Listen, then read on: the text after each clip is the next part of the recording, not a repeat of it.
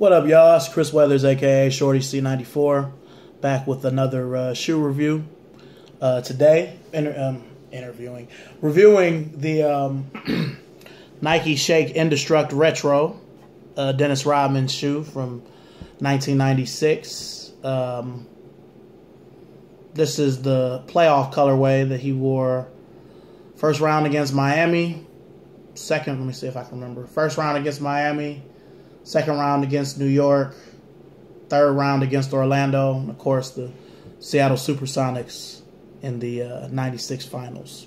So, to get into the shoe right quick, we'll start with the box. It's just a regular old Nike box. It's in my true size of 11.5. You see the box. Air, Shake, Ndestrukt. Like I said, most people in my era, we know them as the Rodmans. So, he's the only player to really wear them. The shoe comes... it's not really the first time it's been retroed. Foot Action, before Foot Locker bought them, 2004, 2005-ish. Foot Action used to have their own retros. And these were actually retroed in two colors, both predominantly white. There was a white one, just completely white, and then a white and blue one, like white and sky blue. And they both came out in 2000. You could only get them at Foot Action. They also retroed these in 2012. These and the Darwins, both are Dennis Rodman shoes, but with 360 bubbles on the bottom of the Darwin. And this had like a 180 air bubble. I actually have a pair upstairs. I'm just too lazy to go get them. But there was no Ndestrukt markings on it. It was just a Nike Air on the back instead of this, with that Air Max 180 bottom. Sort of like, think of a bottom on a LeBron 9 or a Penny 5. It was like that exact bottom because it's from around that time, 2012. But this is the first time it's ever been retro true. Now, compared to the original, it's close, but there are some differences. The thing that jumped out at me first was on the OGs, the swoosh has black lining around it, where on this retro pair, it's white. The other difference is this little bubble here that says air. On the OGs, it's black with white air instead of white with black air. So that's different. Obviously, the box is different. And I want to say, I wonder who decides what shoes or what Nikes get OG boxes and what Nikes don't. Because, they make a big deal now. The 13s come in the silver box that looks sort of like the first Jordan brand boxes, where there was a little indentation of a circle in the middle and it had a red Jumpman in it. Or how they did the 12s with the kind of, what would we say, what year? Like 90, 95-ish, 96, all the way to the year 2000, where it was black, cardboard, and really dark red with the big Nike swoosh on top of it. They made that box, but they put a Jumpman on it. Why, when a shoe like this comes out, why not just bring that box back then too? Or how the 95s, when they did the anniversary for them 2 years ago, they had the OG looking. It wasn't the true OG box because of the way it folded, but the box with the Air Max, on it. How did they decide? Certain Jordans have the OG box, like, 1, 3, 4, 5, 6, all have their OG boxes, but 2s, 7s, 8s, 9, 10, 11, and then 14 and up, it's just a regular Jordan box. How do they decide that? You know what I mean? I just wonder that. But anyway, getting back to the shoe. The shape of the shoe seems to be, it's a little different, but not too different. The Ndestrukt outsole is, pretty much the same. Swoosh right here. Now, I could be tripping, and it happens. I mean, I'm getting older, whatever. This is embroidered this time. I want to say this was like plastic last time, but again, I can't remember. And I don't have an OG pair of Ndestrukts here to really compare. So all of my pairs have crumbled and long been tossed. So, you know, it happens. But, you know, I'm pretty pleased with this. I mean, it was only $140, so they weren't ridiculously expensive. Now, the actual street date of these was Friday, which is 2 days ago, April 28th. But I've had these for over a month. So it's kind of where a Nike retro such as this, that's not a Air Jordan or a Foamposite, they'll have like a tentative date, but usually they show up to retailers long before that. Like, I still need the white and red with a little bit of black pair like this that Rodman also wore. Because, you know, in my recollection, he only wore these, the white and red with a little bit of black, and he did wear the white and navy blue ones for some games. I know there were other colors, like back in the day, my dad had this shoe, but it was leather, and the swoosh was like metallic gray, and the air bubble was, I want to say gray too, or hell, it might have even been red.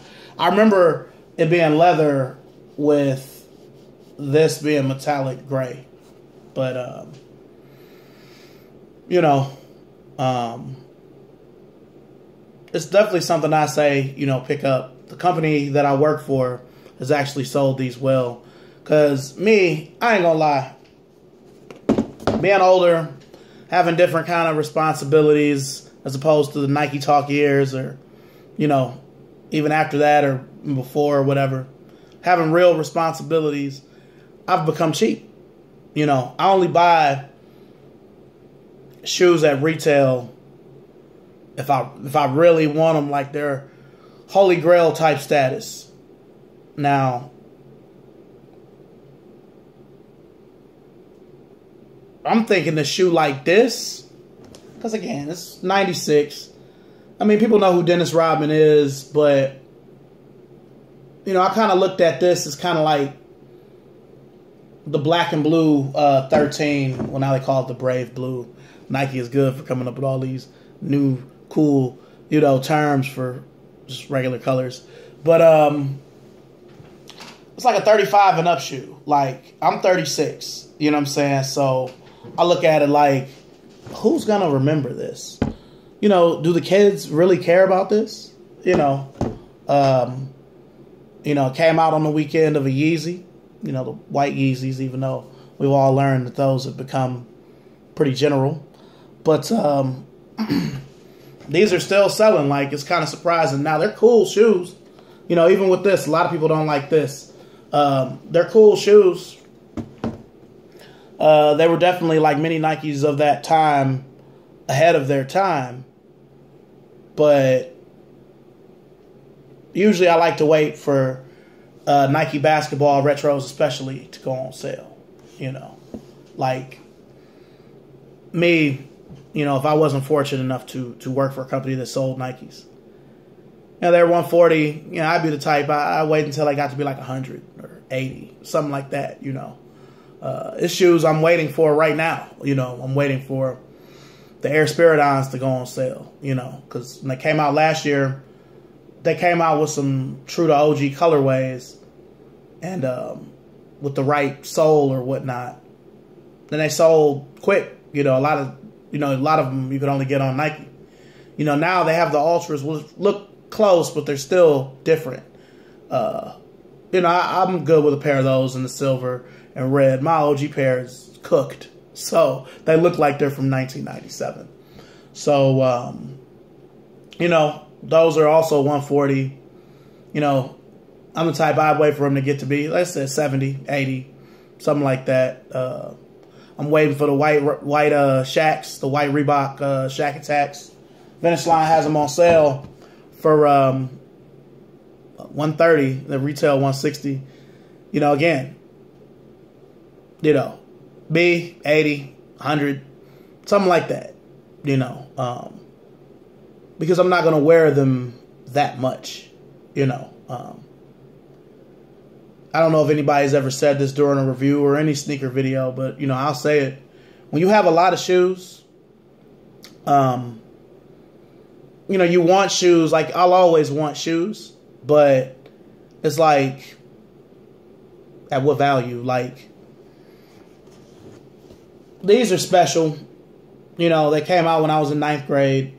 You know, I've had OG pairs, but I didn't have them when they came out. You know, I wasn't working yet. And, you know, there were so many shoes that came out that specific school year of 95, 96. It was 9th grade for me. So you had the Air Max 95. You had the Jordan 11. You had the Griffey 1. You had these. You had the Air More Up Tempo. You had the Air Max Tempo. You had the DT Max 3. Well, now people just call them the 96 Dions. But you had the Speed Turf Max. You had the Air Veer. You had the Air Turmoil. You had the first, well, I ain't going to say the first, but you had the Nike Air Max Triax 96, the white and blue colorway. Everybody had them bitches. You had the Trainer Max 95 and 96 with the Bulldog on the bottom. Just the Webbers. You had a lot of heat that specific school year. To me, Nike was at, I mean, they were so hot, they were making Trapper Keepers. You know what I'm saying? So, you know, Nike's hot enough where they're making school supplies, you know. But that specific year, I mean, you had the Ergo LWP. That was a little before. That was earlier, 95. The Gold LWP, the Duke Up Tempos were a little earlier. You know, that's kind of like the school year before, the end of 94, 95. But, you know, you just had a lot of shoes during that time. The Godzillas, there's a lot of them, and that's just Nike. You know, that's not even talking about Reebok with the Shaq Gnosis, the Reebok Blast, you know, the Nick Van Axels. You know, Fila with the Grant Hill 1 and 2. Other than the 11s, the Grant Hill 2 was probably the most sought after shoe in 9th grade, you know. But certain shoes, you know, because of nostalgic reasons, have more value than others, you know. Like I said, I'm waiting for certain shoes, and usually the wait out is successful. You know, the only time I was unsuccessful on a wait out in recent times is twice, and they were both runners. I waited the Air Max 98 out too long, and by the time the Supreme collab had came out, after the real colors had already came out, all I could find were like 8s and shit. You know, I'm anywhere from an 11 to a 12, you know, which is common, popular, quick selling sizes. So those came out in 2014. I was trying to find them after they had went on sale in 2015, and they got down to about $70-80, but I could only find size 8s. Last year it happened with the Air Max BW. There were a lot of places that put them on sale for like $60, $70. But they sold out so fast in stores. I waited too long, even after they got down to 60, you know. To the point where I ended up finding a pair of my size at City Blue, but I ended up having to pay $100, you know. So sometimes you gotta, I guess, kind of know when to pull the trigger. And like I said, I do feel like I'm pretty good at that, but there have been a few times where I haven't been. Now with these, with them selling the way that they are, you know, in this OG colorway, that's more than 80% dead on to the original. Also, I want to say that the suede was also different. This is either Nubuck and it was Durabuck back in the day, or vice versa. That's also kind of different. But I don't think you should wait these out. You know, if you see them, get them. A lot of stores didn't get them. And yeah, $140 in 2017 is cheap for a men's basketball sneaker, especially one that's associated with a player. You know, Dennis Rodman isn't Michael Jordan, but I'd put him on a shoe level with Pippen. He's not up there with Penny or Barkley, but he's kind of like a cut underneath that, you know. Now, the thing that will kind of kill this shoe, because they're already doing it with the Pippins, with the Air More Up Tempo, should I say, this year, is, all right, I can see them coming out with this shoe this year. They've already come out with 2 OG colorways. They've come out with this, and they've come out with the white and red one. They're supposedly even going to come out with the white and navy blue one. Good. But I've already seen like a bastardized kind of Easter iteration of the shoe. It's like white and light blue. So what they'll do is, if these sell, which they are, they're going to just whore this shoe out. Think CB94 in the 2000s. Or what they're doing with the Air More Up Tempo now, where it's going to be a million colors. There's going to be grade school colorways that are just completely awful, horrendous. You know, they do it with the pennies often. Dion and Nike have kind of fallen out, so they've completely whored out the DT Max 1, to a lesser extent 2, and especially the 3.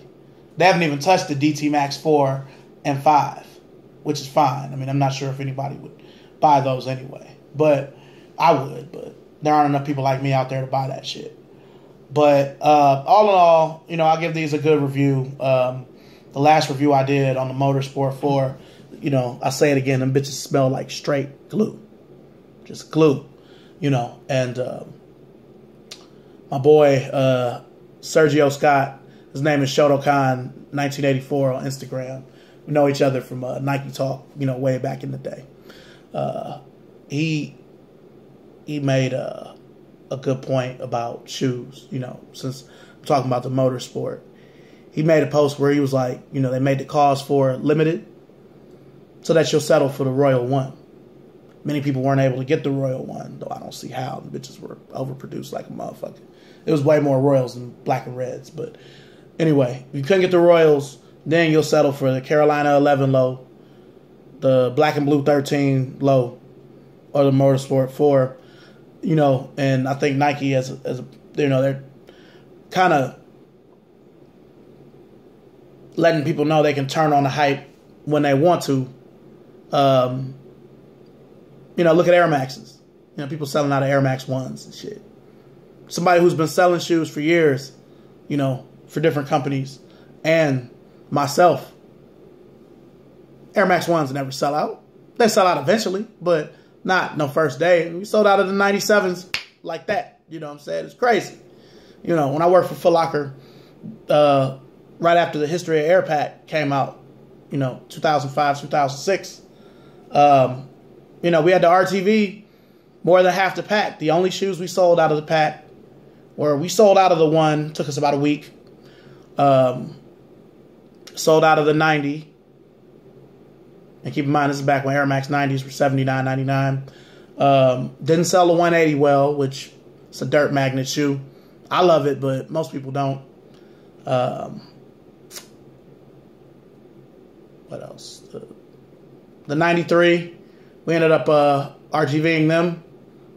Even RTV'd the Neon 95. Imagine that.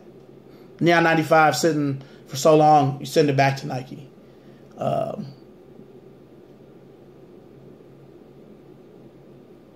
RTV'd the 97, and we made the women's 97s like $20. And they still didn't sell. A bunch of employees bought them. So Nike is turning on the hype when they want to. Now, what they'll do with a shoe like this, because this is a classic shoe,